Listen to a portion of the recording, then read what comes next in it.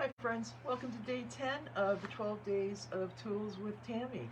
I'm Tammy and I'm here to show you what I feel every homeowner should have in their home. So again, my name's Tammy Watson. I'm a professional handywoman and I own and operate Canadian Handywoman. I have lots of clients that I do lots of different kinds of chores for, and on my journeys I've discovered that a lot of my clients are women around my age who just never had an opportunity to do any of the repairs because either their father did it, their brother did it, their husband did it, someone else always did it for them, and now they're in a position where maybe they have to do it. So I thought, you know what, I've got a lot of knowledge and I've got a lot of patience, so I'm going to start sharing some of that knowledge, and that's what this 12 days of tools is the beginning of. So today on the 12 days of tools journey, the tool that I feel every homeowner should have access to is a pry bar. So a pry bar is also called a crowbar, and they actually date back, the crowbar dates back to the 1700s France, and it was used exclusively at the beginning to just take crates, lids off of crates. And so that's when the crowbar was started. You can jam something open and lift it up. And that's, what the purpose of the pry bar is to take two things apart. Whether it's two pieces of wood stuck together, or whether it's a nail stuck in wood, or whether it's a door that's stuck, or a window that's stuck, or a floor tile that you want to get off. There's lots of reasons why you would need a pry bar. If you're changing the molding in your home, there's and if you want to open a paint can. That's actually a type of pry bar as well. So I've got an assortment of pry bars in front of me, and the two that I think that every homeowner should have is this nice little flat one. It's my favorite one, and it's one I keep in my workshop all the time, and then also a paint can opener.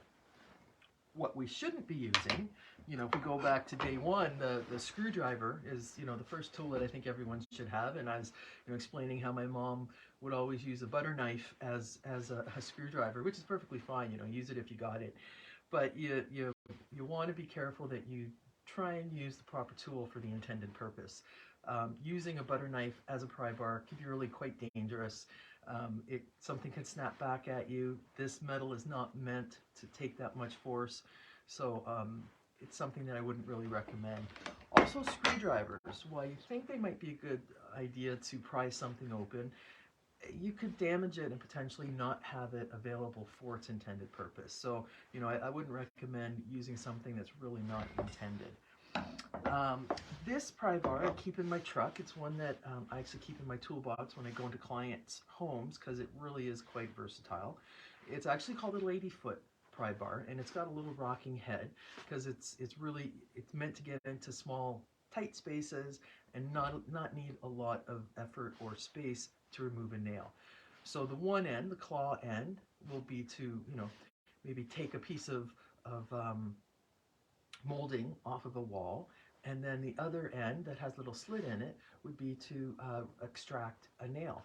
So this is the board that we used when I was talking about the second tool, the hammer. So let's go ahead and show how that actually, how you would remove stuff. So the with the flat pry bar, it's got a little key, a little hole in the middle, a bigger hole with two little ends.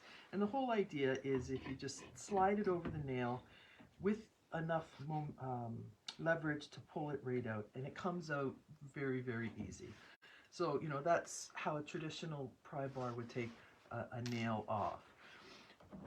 With nails that maybe don't have a really good head, or are just in an awkward space where you can't get a flat access to it, that's when you come from the top and you use the Ladyfoot crowbar or pry bar, and you just put it on your nail, and again, very easily, more from an upward motion instead of a sideways motion, you take that off. Now, this is your crowbar, and it is much more substantial than the pry bar in weight and in how much force it can take. So, would you have one of these in your homes? Probably not. I have them for different jobs that I've done, and I have had to use them when I'm removing nails from big boards. So depending on the size of the nail, how old the nail is, these little pry bars wouldn't be able to actually take a big nail out, because getting the proper angle on them is, first of all, kind of tough, and then the longer the handle, the easier it is going to be to remove something. So that's when you want these big puppies to remove nails, because it really quite easily will just pop it out with zero effort, which is always great on my part. So those are your crowbars, and then your pry bars, and your hammer also has the claw on the end, and that's why we call this the claw hammer, because it does take it out. Another cute little tool I have is a crossover tool, and it's part pry bar and it's part pliers. And I honestly don't know what the name of it is, but its intended purpose is just to remove nails. And it's when you want to do, without doing a lot of damage to wood, because sometimes a pry bar can leave a mark if you're not doing it carefully. So this kind of tool, it's got, it has a really interesting angle, and that gives it the space to be able to pull out nails, and it does it in such a way that if you can't get the head of a nail easily, which is what something that a pry bar does need, this will be able to remove it out quite easily, because it grips the shaft of the nail. So you just put it on your nail and pop, put a little bit of force on it to pop your nail right out, and again, there's not a lot of damage that's going to happen to your wood. So that's another crossover tool that I have, which I've used quite frequently.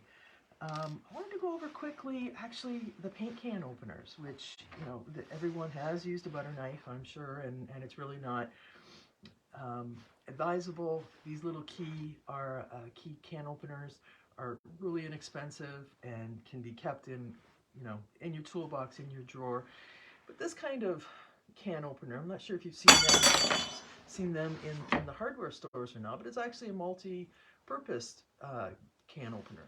Paint can opener specifically. So this end will open your lid, your lid that sits in the can, your traditional type of paint can lid. But this end actually opens up buckets. So those, if you have to do a lot of painting and you need a 10-gallon bucket, this part of this paint key will lift off the bucket lid quite easily. And this part of this particular paint can opener will help carry multiple cans. It's got 2 slits, and then it acts as a little handle so you can carry 2 cans at once. So that's an interesting fact about some paint can pry bars. So that's it in a nutshell, my day 10 tool of pry bars. So let me know what you think, and if you haven't already signed up for my newsletter, I put the link in the description somewhere, and I'd appreciate you signing up for the newsletter to receive any monthly tips that I may be sending out. You can always jump off the email list. There's options obviously for that. And that's it for the pry bars. Let me know what you think, if you have any pry bars, or if you don't think that it's something that you would ever come across.